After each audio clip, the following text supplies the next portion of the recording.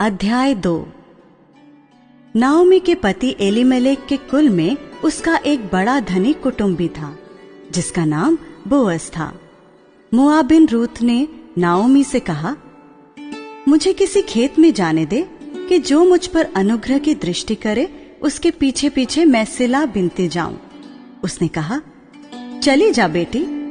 इसलिए वो जाकर एक खेत में लवने वाले के पीछे बीनने लगी और जिस खेत में वो संयोग से गई थी वो एलीमेलेक के कुटुंबी बोअज का था। और बोअज बैतलहम से आकर लवने वालों से कहने लगा, यहोवा तुम्हारे संग रहे।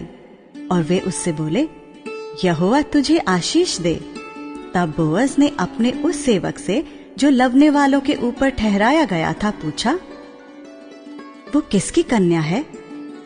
जो सेवक लवने वालों के ऊपर ठहराया गया था उसने उत्तर दिया, वो मोआबिन कन्या है जो नाओमी के संग मोआब देश से लौट आई है। उसने कहा था, मुझे लवने वालों के पीछे पीछे फूलों के बीच बीनने और बालें बटोरने दे। तो वो आई और भोर से अब तक यही है, केवल थोड़ी देर तक घर में रही थी। तब बोअज ने रूत से कहा, हे मेरी बेटी, क्या तू सुनती है? किसी दूसरे के खेत में बीनने को न जाना, मेरी ही दासियों के संग यहीं रहना। जिस खेत को वे लवती हों उसी पर तेरा ध्यान बंधा रहे और उन्हीं के पीछे पीछे चला करे। क्या मैंने जवानों को आज्ञा नहीं दी कि वे तुझे तंग न करें? और जब जब तुझे प्यास लगे तब तू बर्तनों के पास जाकर पानी पीना जिसे जवान लोग भरते हैं। तब वो भूमि तक झुककर मुंह के बल गिरी और उससे कहने लगी, क्या कारण है कि तूने मुझ परदेशन पर अनुग्रह की दृष्टि करके मेरी सुधि ली है? बोअज ने उत्तर दिया, जो कुछ तूने पति की मृत्यु के बाद अपनी सास से किया है और तू किस प्रकार अपने माता पिता और जन्मभूमि को छोड़कर ऐसे लोगों में आई है जिनको तू पहले न जानती थी, ये सब मुझे विस्तार के साथ बताया गया है। यहोवा तेरे कार्य का फल दे और इस्राएल का परमेश्वर यहोवा जिसके पंखों तले तू शरण लेने आई है तुझे पूरा बदला दे। उसने कहा, हे मेरे प्रभु, तेरे अनुग्रह की दृष्टि मुझ पर बनी रहे, क्योंकि यद्यपि मैं तेरी दासियों में से किसी के भी बराबर नहीं हूँ, तो भी तूने अपनी दासी के मन में बैठने वाली बातें कहकर मुझे शांति दी है।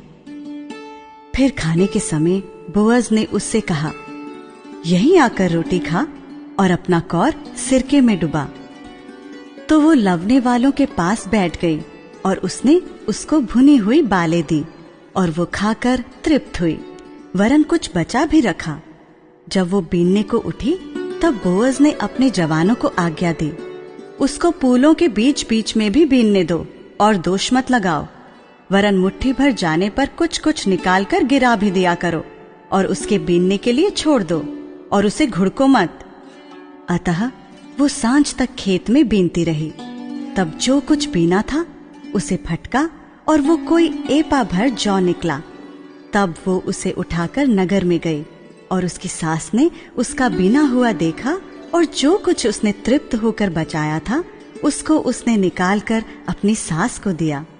उसकी सास ने उससे पूछा, आज तू कहाँ बीनती और कहाँ काम करती थी? धन्य वो हो जिसने तेरी सुधि ली है। तब उसने अपनी सास को बता दिया कि मैंने किसके पास काम किया और कहा, जिस पुरुष के पास मैंने आज काम किया उसका नाम बोअज है। नाओमी ने अपनी बहू से कहा, वो यहोवा की ओर से आशीष पाए, क्योंकि उसने ना तो जीवित पर से और ना मरे हुए पर से अपनी करुणा हटाई। फिर नाओमी ने उससे कहा, वो पुरुष तो हमारा एक कुटुंबी है, वरन उनमें से है जिनको हमारी भूमि छुड़ाने का अधिकार है।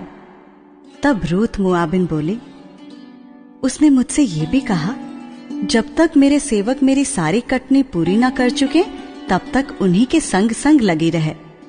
नाओमी ने अपनी बहू रूत से कहा, मेरी बेटी, ये अच्छा भी है कि तू उसी की दासियों के साथ साथ जाया करे और वे तुझसे दूसरे के खेत में ना मिले। इसलिए रूत जौ और गेहूं दोनों की कटनी के अंत तक बीनने के लिए बोअज की दासियों के साथ साथ लगी रही और अपनी सास के यहाँ रहती थी।